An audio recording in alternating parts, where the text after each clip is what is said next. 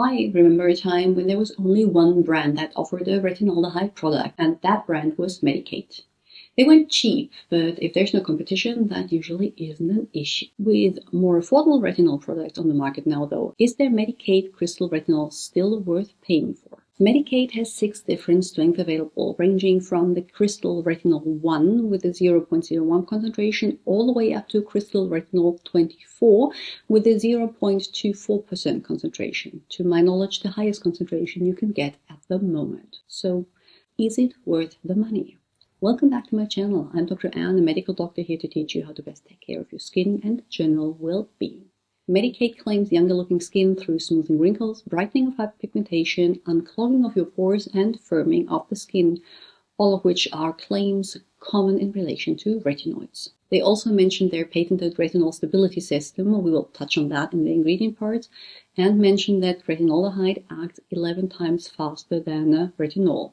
Another thing we will come back to later. The product comes in a tube with a dispenser, a packaging I quite like, but that my husband, my trusted over-the-counter retinoid guinea pig, didn't enjoy. According to him, it is difficult to have the product standing upright. It would easily topple over despite the flat surface of the cap. It lying on the side meant that once it neared its end, you'd have to do a few pumps to get the product out.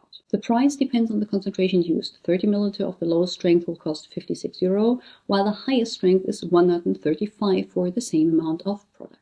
While the color changes depending on the concentration, getting more intensely yellow with increased strength, the texture stays the same, that of a lightweight lotion. Out of all the retinoid products I made him try, this was by far my husband's favorite, as it felt pleasant, absorbed instantly, and didn't leave any tackiness behind. It has a distinct warm scent, very pleasant, but definitely noticeable. All retinoid products are supposed to go on clean skin at night, and this one is no exception. If you suspect your skin might react even with a lower concentration, you can either space it out over the course of a week by using it every other or every third night, or you could apply it after a layer of cream acting as a buffer. I generally recommend not pairing it with other potential irritants like exfoliants in the same setting, and not using too much.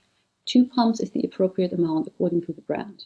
You can follow up with a moisturizer, but don't have to if your skin feels fine after application. My husband usually skipped using one. We have talked about the difference between retinol, retinal, and the other retinoids before, but as a quick recap, retinal, short for retinaldehyde, is one conversion step closer to the active form than retinol. That doesn't mean that retinal is automatically more effective than a retinol. Factors like concentration and formulation play a huge role here, but it is why many people want to try it. So the acts 11 times faster I mentioned in the claims is true. Less conversion steps means it reaches the active form quicker, but at the same time irrelevant. I don't need my product to act as quickly as possible, but as effectively as possible. And if due to the formulation only a fraction gets absorbed, it won't give me better results if that fraction reaches active state quicker. The retinol in the Medik8 formula is stabilized, which is a good thing as it is unstable on its own. How exactly they do that isn't something I can say, but I assume that like several other brands, they use a retinaldehyde cyclodextrin complex.